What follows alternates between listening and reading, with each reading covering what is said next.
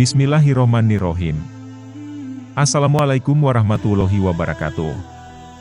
Sahabat Nurul Hidayah. Husain bin Ali bin Abi Thalib adalah cucu Rasulullah SAW dari perkawinan Ali bin Abi Thalib dengan putrinya Fatimah binti Rasulullah SAW. Dia juga dikenal sebagai orang yang sangat mirip fisiknya dengan Rasulullah SAW. Rasulullah SAW sangat mencintainya.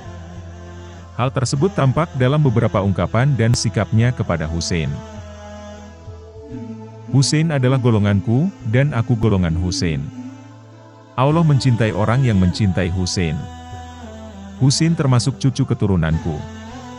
Bersama saudaranya, Hasan bin Ali bin Abi Thalib, keduanya dinyatakan sebagai pemimpin pemuda di surga. Hasan dan Husain adalah pemimpin pemuda surga. Hadis riwayat At-Tirmizi. Berikut ini kami sampaikan peristiwa terbunuhnya Husain radhiyallahu anhu. Jangan lupa untuk terus dukung channel Nurul Hidayah TV, dengan menekan tombol subscribe, dan aktifkan lonceng notifikasinya, agar Anda mendapatkan update informasi terbaru dari kami. Dan like serta share videonya. Sampaikanlah ilmu, walau satu ayat.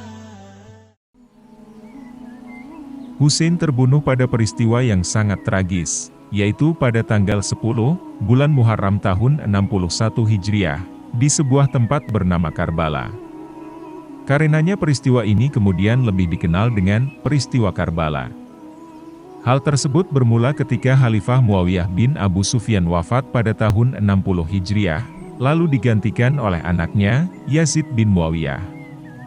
Namun Husain tidak bersedia memberikan baiat kepadanya karena perilakunya yang tidak terpuji. Lalu orang-orang Kufah meminta Husain untuk meninggalkan Mekah menuju Irak, dan mereka akan membaiatnya sebagai khalifah dan berjanji akan membelanya. Ketika itu masih terdapat fitnah di antara kaum muslimin sebagai kelanjutan fitnah yang terjadi antara kubu Ali bin Abi Thalib dan Muawiyah. Penduduk Kufah ketika itu berjanji kepada Husain untuk melindungi dan membelanya jika dia bersedia pergi ke Kufah dan menjadi pemimpin mereka. Sebenarnya beberapa tokoh dari kalangan sahabat seperti Ibnu Abbas dan Ibnu Umar telah menasehatinya untuk tidak memenuhi tawaran itu, karena melihat hal tersebut tidak memiliki maslahat. Namun ternyata Husain bersikeras untuk pergi juga. Maka berangkatlah ia menuju Kufah, bersama 145 orang rombongannya, ditambah kaum wanita dan anak-anaknya. Ternyata apa yang dia harapkan bertolak belakang. Orang-orang yang berjanji membela dan melindunginya, tidak berbuat apa-apa. Ketika di tengah perjalanan di sebuah tempat bernama Karbala, Husain dan rombongannya diserbu oleh 4.000 tentara Ubaidillah bin Ziyad, wali kota Basrah dan Kufah pada saat itu, yang masih loyal terhadap Khalifah Yazid bin Muawiyah. Di tempat itulah Husain dan rombongannya dibunuh dengan keji, setelah mereka memberikan perlawanan sekuat tenaga. Sedangkan para wanita dan anak-anak mereka ditawan. Namun yang perlu diketahui adalah, bahwa pembunuhan tersebut tidak diingini oleh Yazid bin Muawiyah, walaupun dia sedang bertikai dengan Husain. Karena itu, dia murka besar terhadap apa yang dilakukan oleh Ubaidillah bin Ziyad. Maka berkatalah Yazid, semoga Allah merahmati Husain. Sungguh aku berharap dia dibawa ke hadapanku secara damai. Kemudian kaum wanita dan anak-anak dari keluarga Husain dipulangkan kembali ke Madinah dalam keadaan terhormat sebagai ahlul baitnya Rasulullah SAW. Peristiwa tersebut memang sangat tragis, dan pasti menimbulkan rasa sedih yang sangat dalam, bagi siapa yang mengenang atau membaca kisahnya. Apalagi terhadap orang yang dicintai Rasulullah SAW, dan kita pun sebagai umatnya tentu mencintai dan memuliakannya. Akan tetapi, apapun musibah yang terjadi, dan betapapun kita sangat mencintai keluarga Rasulullah SAW.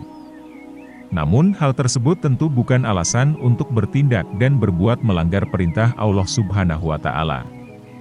Sebab berbagai peristiwa tragis juga pernah terjadi sebelumnya. Seperti peristiwa terbunuhnya Hamzah bin Abdul Muthalib, atau peristiwa pembantaian yang menimpa puluhan sahabat Nabi yang diutus untuk mengajarkan Al-Quran. Namun hal tersebut ternyata tidak membuat Rasulullah Shallallahu Alaihi Wasallam dan para sahabatnya mengenang ataupun memperingatinya sedemikian rupa. Karena musibah sebesar apapun dalam ajaran Islam, harus disikapi dengan sabar dan dikembalikan kepada Allah Subhanahu wa Ta'ala sebagai qada dan qadarnya.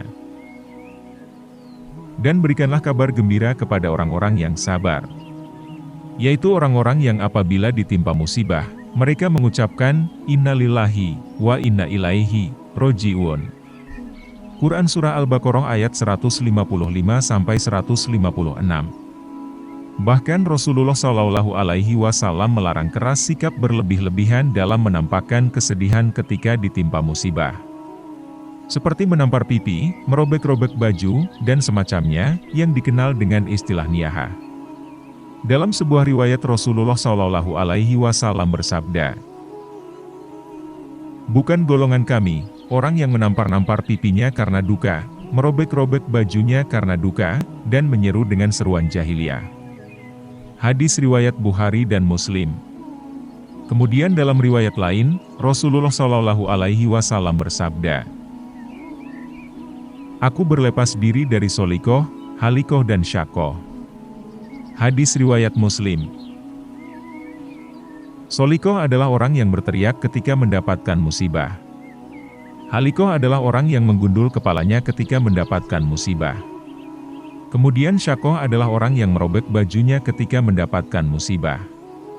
Dalam hal ini, memperingati peristiwa terbunuhnya Husain bin Ali bin Abi Thalib pada tanggal 10 Muharram, adalah perbuatan yang tidak ada landasan dalilnya dalam Al-Quran dan Sunnah. Demikian pembahasan kita kali ini mengenai peristiwa terbunuhnya Husain radhiyallahu anhu.